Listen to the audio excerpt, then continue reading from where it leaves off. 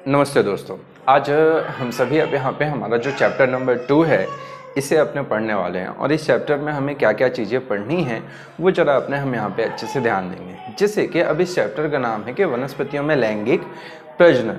तो अब यहाँ पे बेटा कि वनस्पतियों में जो लैंगिक प्रजनन होता है तो हमने चैप्टर नंबर 1 में हमने देखा कि हमने लैंगिक प्रजनन को 3 भागों में बांट रखा है। और कौन कौन से वो 3 भाग थे?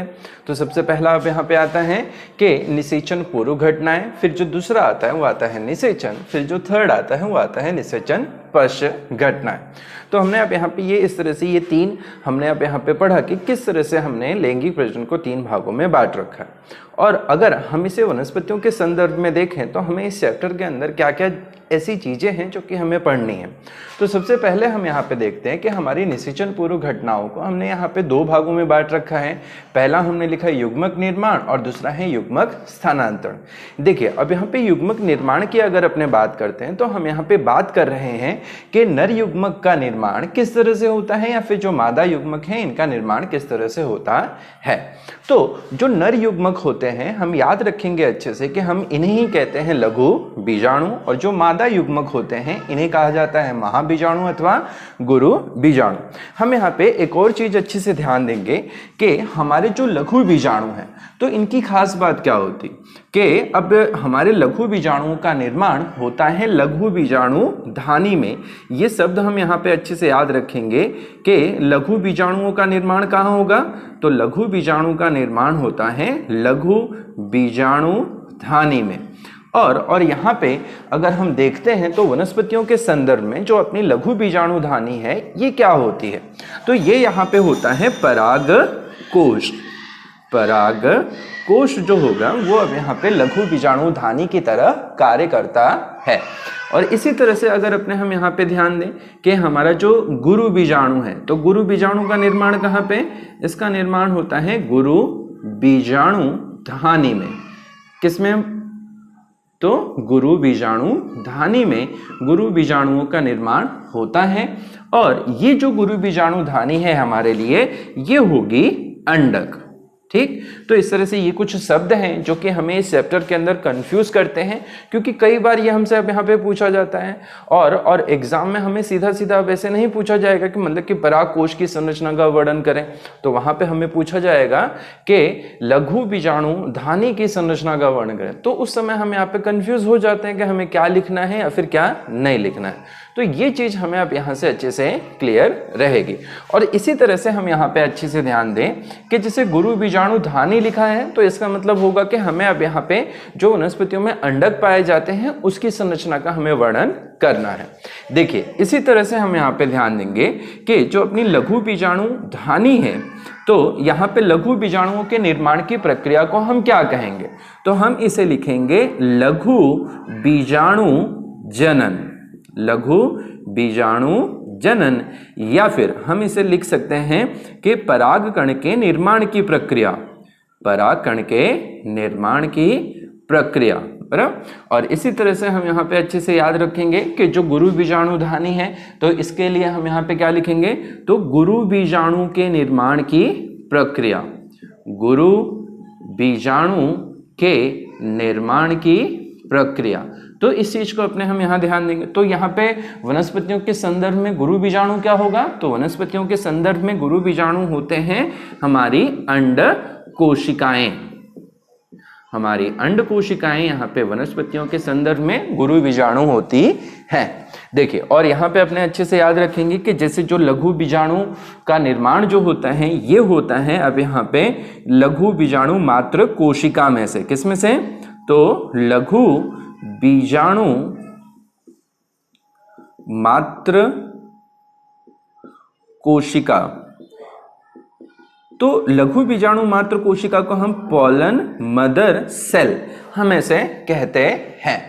है ना। तो ये वाली चीज अपने हम यहाँ पे अच्छे से याद रखेंगे। और क्या होगा कि जो अपनी लघु बीजाणु मात्र कोशिका होगी, इनके अंदर अर्धीकरण विभाजन द्वारा अब यहाँ पे कोशिकाओं का निर्माण होता है। देखिए, और इसी तरह से जो हमारे गुरु बीजाणु हैं, तो गुरु बीजाणु के अंदर यहाँ पे गुरु बीजाणु मात्र कोशिका होगी, जिसे हम यहाँ पे मेगास्पोर मदर सेल भी कहते हैं। तो इस चीज को अपने याद रखेंगे। फिर इसी तरह से हम देखते हैं कि हमारे चैप्टर में हमें आगे जाके क्या पढ़ना है। फिर आगे जाके अगर हम यहाँ पे देखते हैं तो हमें पढ़ना है युग्मक के स्थानांतरण की प्रक्रिया। तो युग्मक के स्थानांतरण में हम क्या पढ़ते हैं कि हमने देखा है कि वनस्पतियों में जो युग्मक स्थानांतरण की प्रक्रिया होती है, ये होती है परागण के द्वारा।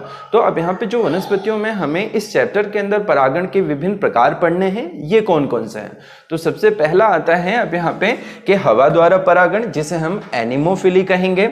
दूसरा आएगा पानी द्वारा परागण, जिसे हम हाइड्रोफिली कहते हैं। और इसी तरह से कीटक द्वारा परागण, जिसे हम एंटीमोफिली के नाम से जानते हैं। तो ये कुछ शब्द हैं जो कि हम यहाँ पे याद रखेंगे।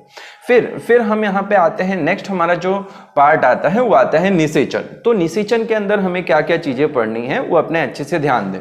तो निषेचन के अंदर हम यहाँ पे मुख्य रूप से दो चीजें अपने पढ़ेंगे। सबसे पहला आएगा कि पराग स्त्रीकेशर संकर्षण की प्रक्रिया कैसे होती है। देखिए, अब यहाँ पे पराग स्त्रीकेशर संकर्षण का मतलब क्या है।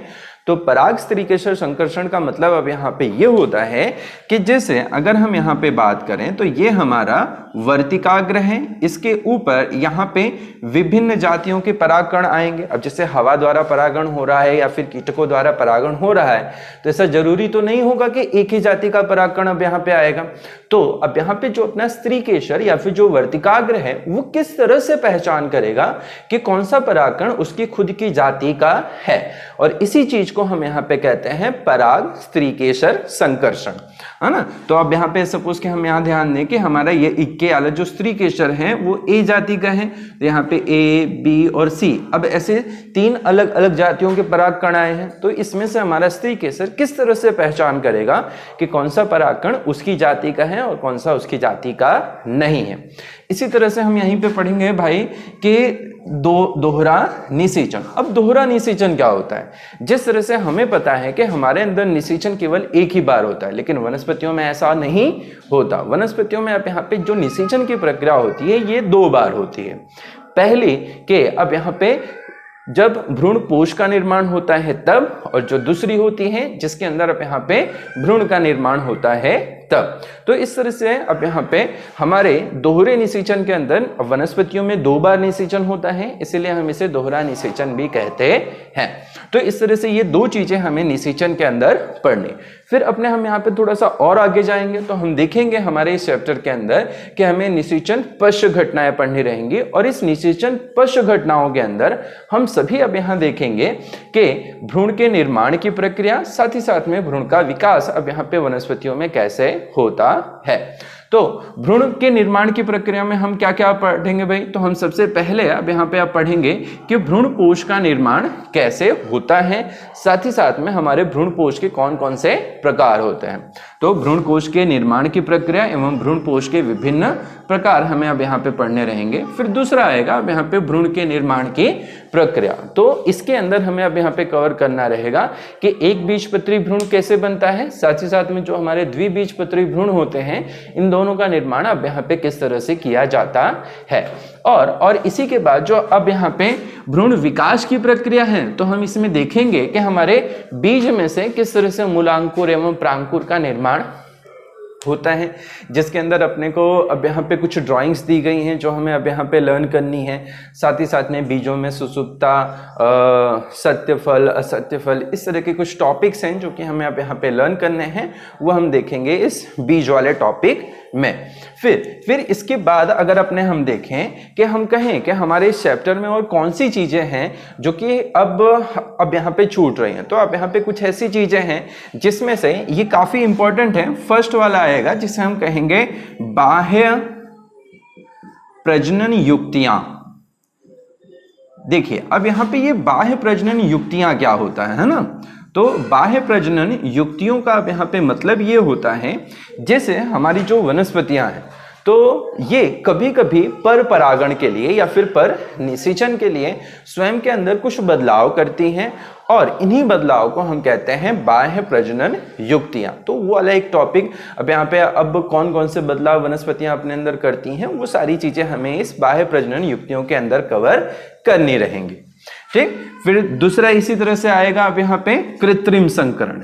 क्या लिखेंगे हम यहाँ पे? कृत्रिम संकरण। देखिए अब यहाँ पे हम सभी अच्छी से याद रखेंगे कि कृत्रिम संकरण क्या होता है। तो कृत्रिम संकरण ये एक ऐसी प्रक्रिया है कि जिसके अंदर हम खुद अब यहाँ पे हमारी मर्जी से दो अलग अलग पुष्पों के बीच में संकरण करवाते हैं।